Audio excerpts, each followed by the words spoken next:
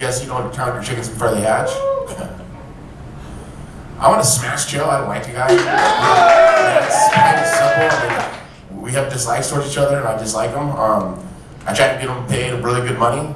I actually reached out to him personally, said, I want to kick your ass. Will you please sign this contract?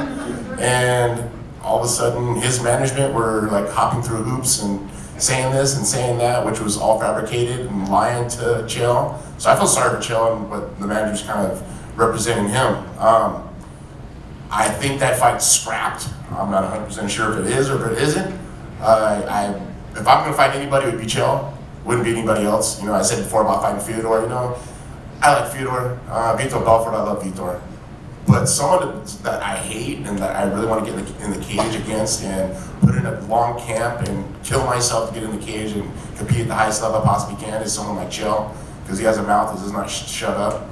And he talks around just circles and lies, and he lies so well that everybody thinks he's telling the truth, that he thought that he tapped me the first fight. And for him to say that, I put it aside and said whatever. And then it was a few months later and he started talking about my kids. And I was like, hey, that's a little low blow. And I mean, shit like that, fighters, I mean, once again, I talk shit all the time. I don't talk about a person's family, I don't talk about a person's religion, and I don't talk about the country. Those have always been my rules, and that's my law. I draw the line in line in the sand. That's the way it's always been.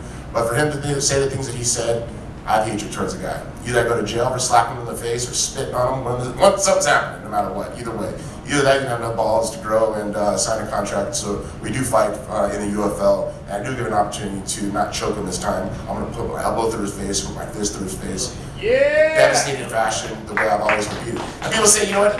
Age, you're 47, Tito, why are you doing this? I've been competing for 25 years. Listen, I'm sharp as a nail, man. I still got what it takes. You know, I just watched Anderson Silva go 8 rounds with Jake Paul, who's 24 years old. I thought Anderson Silva held back. That's my opinion. I watched the fight. I watched the fight like 3 times already. Anderson's a stud. He's been training his whole life and he has fun with it. I love it because it's fun for me. It's fun for me to get in the gym. Watch my son. My son's at ASU right now wrestling. And he's like, Dad, you inspire me to work harder. My 2 boys, Jesse and Journey, they're 13, they do jiu-jitsu and wrestling. They see all the hard work I do. I mean, right now I'm going through a big transition of selling my homes in California to move to Florida. I'm getting married on the 11th, Veterans Day. Congratulations, that's my birthday. So I have a lot of my channel right now, that and helping with Frank and Rampage and Harrison of getting this off the ground. I mean, we have some really big things coming. I just got off the phone earlier today with Global Country of working with American-made MMA, possibly. We're going to Chile, possibly going to Spain, possibly going to Mexico, of making this worldwide. Once again, we're trying to look and find the best competitors that want to be mixed martial artists and give them an opportunity for the rest of their life. And this is something that's different. We're not like the UFC. We're not competing with the UFC. We don't want to compete against the UFC. UFC is the big dog. They're the Super Bowl. We get it. We're going to be under the radar. We're going to do our work our way for the fighters, about the fighters, for the fighters. That's what it should be. And Chael does have enough balls to sign a contract. I would like to know ASAP so I can start training a little bit more again. But once again, it's kind of in Chael's corner. Very well said. Yeah, thank you. Yeah, definitely pending. He wants to fight. Do you want that fight for Freedom Fight or UFL 1? It was the plan, and hopefully it still happens, but he wants it too. I just want to make sure I get 3 months of training this time. You know, when I fought Anderson, I took on a month notice. I cut 40 pounds in 1 month. I made 199. I haven't weighed 199 since 2001.